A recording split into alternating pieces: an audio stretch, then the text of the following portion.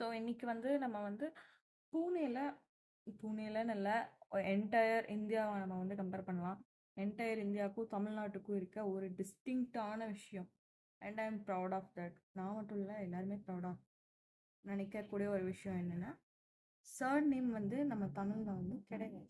கிடையாதுன்னா இது வரைக்கும் அந்த கான்செப்டே இல்லை, அப்படியெல்லாம் கிடையாது. இதுக்கு முன்னாடி இருந்திருக்கு.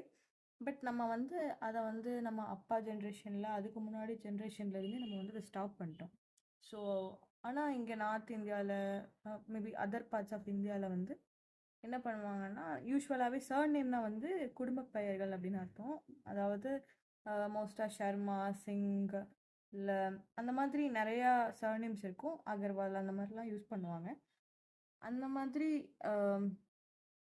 கான்செப்ட் இப்போ கரண்ட்டாக தமிழ்நாட்டில் கிடையாது. அந்த ஒரு விஷயம் I am very very proud of. And அது அந்த ஒரு விஷயம் ரொம்ப டிஸ்டிங்க்டாக இருக்கும். இப்போ ஆக்சுவலாக வந்து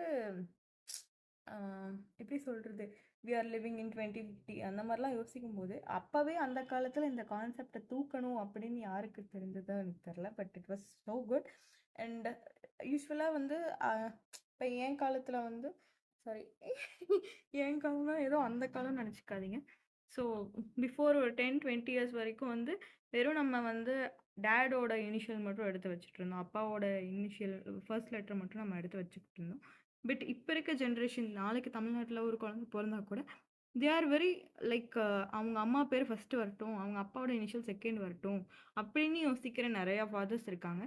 ஸோ அதெல்லாம் வந்து வெரி மோர் பவர்ஃபுல். அண்ட் அந்த தாட் யார் கண்டுபிடிச்சாங்க அப்படின்னு நான் இன்னும் கூகுள் பண்ணல. அதெல்லாம் பண்ணி ஒரு ஆக்சுவலாக அது பார்க்க சின்ன விஷயமா இருக்கலாம், பட் அதில் நிறைய மீனிங் இருக்குது. அது வந்து நான் ரீசெண்டாக தான் நோட்டீஸ் பண்ணேன். நிறையா எப்போவுமே பேருக்கு முன்னாடி இனிஷியல் போடுறோம். அதாவது ஸ்கூலில் நம்ம எல்லாருமே அந்த மாதிரி வச்சுருப்போம். அதனால எனக்கு டிஃப்ரென்ஸாக தெரில.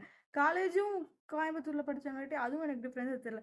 கார்ப்பரேட்டுன்னு ஒன்று இருக்குது. உள்ளே போனதுக்கப்புறம் தான் நேமில் பார்த்தா எல்லாத்துக்கும் 2 பேர் இருக்குது. நம்மளுக்கு மட்டும் என்னடா ஒரு பேர் ஒரு லெட்டர் தான் இருக்குது இனிஷியல். அதுக்கப்புறம் தான் வந்து it felt that way. So அதுக்கப்புறம் எனக்கு இந்த கான்செப்ட் ரொம்ப பிடிச்சிருக்கு. அதாவது ரொம்ப மெச்சோர்டாக, ரொம்ப டைமுக்கு அஹெடாக யாரோ திங்க் பண்ணி இந்த மாதிரி கான்செப்ட் கொண்டு வந்திருக்காங்க. அது யாருன்னு எனக்கு தெரியல. உங்களுக்கு தெரிஞ்சால் கமெண்ட் பண்ணுங்கள். தெரியலனாலும் பரவாயில்ல, நான் நாளைக்கு வீடியோவில் நான் உங்களுக்கு ஃபுல்லாக படித்து டீட்டெயிலாக நான் அதை பற்றி எக்ஸ்பிளைன் பண்ணுறேன். பை.